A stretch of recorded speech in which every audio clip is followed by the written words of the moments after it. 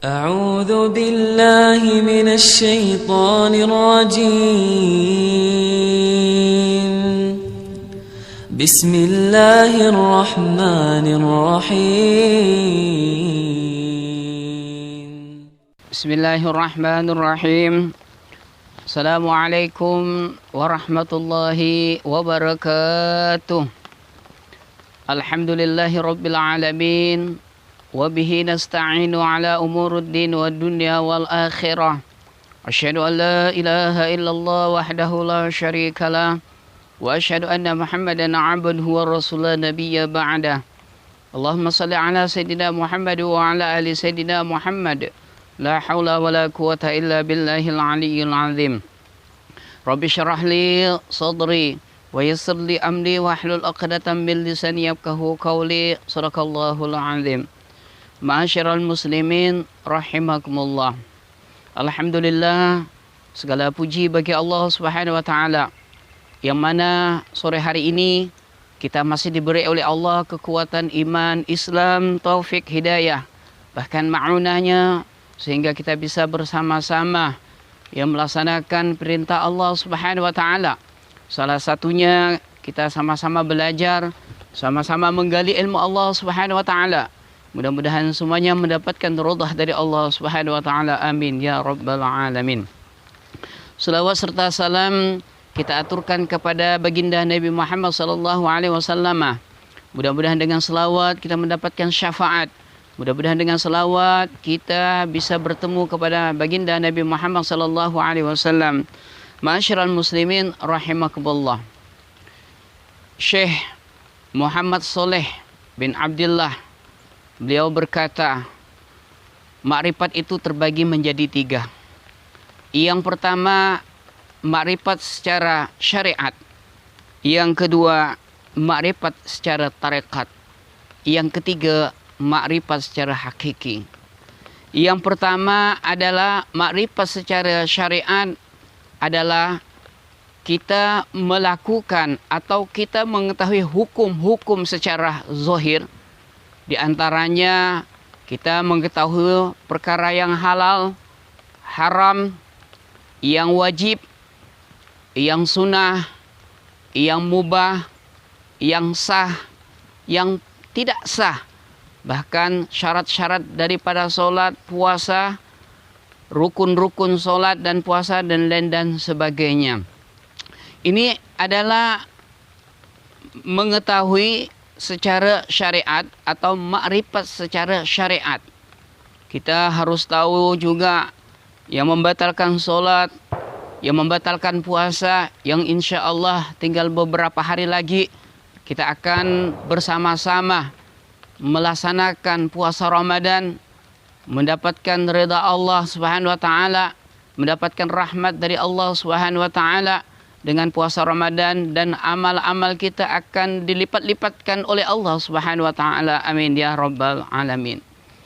Yang kedua adalah makrifat secara tarekat, yaitu mengetahui perkara atau mengetahui hukum-hukum yang berupa hukum-hukum yang mengetahui segala hukum-hukum yang sia-sia.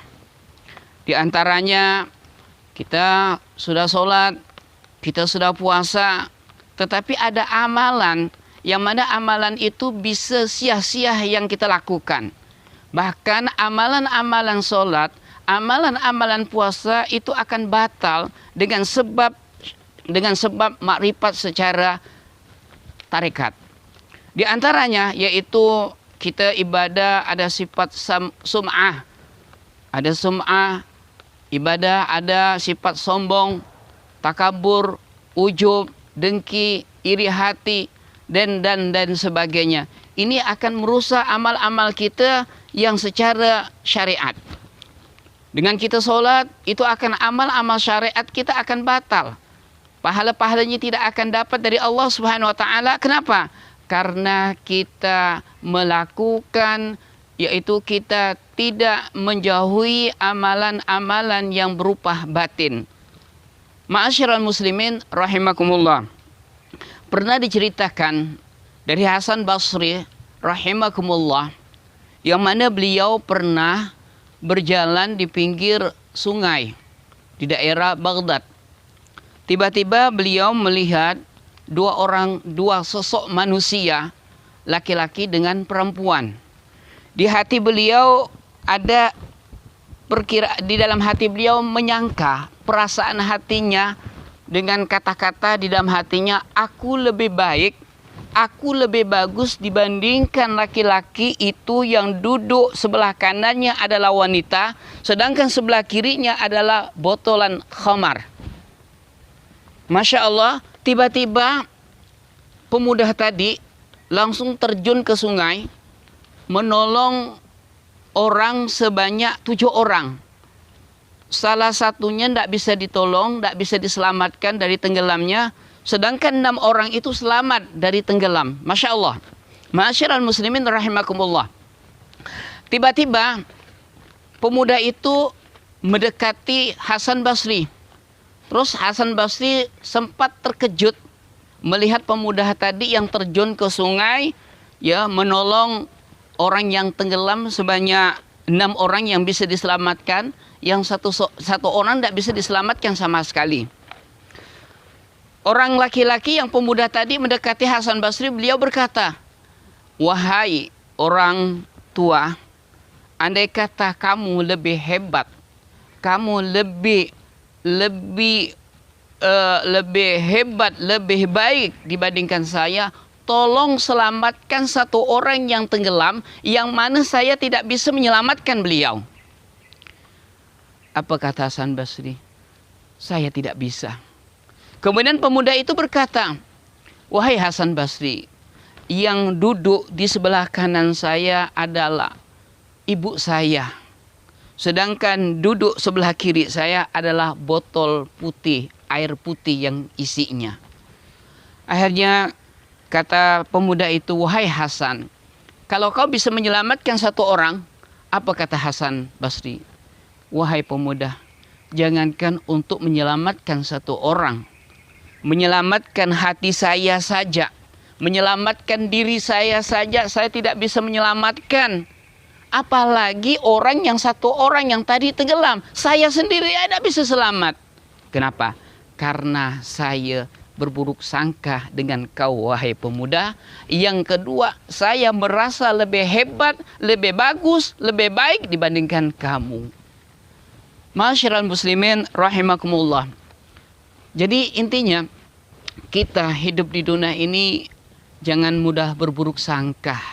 Bahkan Allah Subhanahu wa taala berfirman, ya ayyuhalladzina amanu, ya ayyuhalladzina amanu jtanibu katsiran minadh-dhann, inna ba'dadh-dhann ismun. Hai orang-orang yang beriman, janganlah kalian berburuk sangka dengan banyak. Sesungguhnya berburuk sangka itu akan menjadikan perbuatan dosa. Ma'asyiral muslimin rahimakumullah. Jadi kita jangan sampai buruk sangka dengan siapapun. Apakah dengan anak kecil, orang tua, atau lebih dari tua dari kita, pemuda dan sebagainya. Yang ketiga adalah makrifat secara hakiki atau makrifat secara hakikat. Makrifat secara hakikat adalah dia mengenal Allah Subhanahu wa taala, bukan mengenal sekedar ucapan saja, tetapi dia mengenal dengan Allah dengan hati, yang mana hatinya hidup. Hidup dengan apa? Hidup dengan ingat kepada Allah Subhanahu wa taala dimanapun ia berada.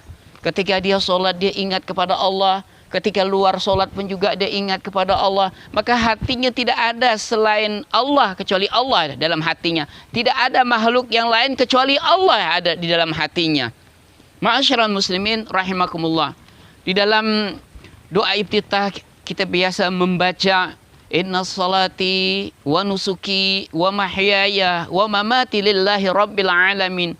Sesungguhnya solat kita, inna salati, sesungguhnya solat kita, wa nusuki dan ibadah kita, wa mahyaya dan hidup kita, wa mamati dan mati kita, semuanya milik Allah. Kita pasrahkan kepada Allah Subhanahu wa taala.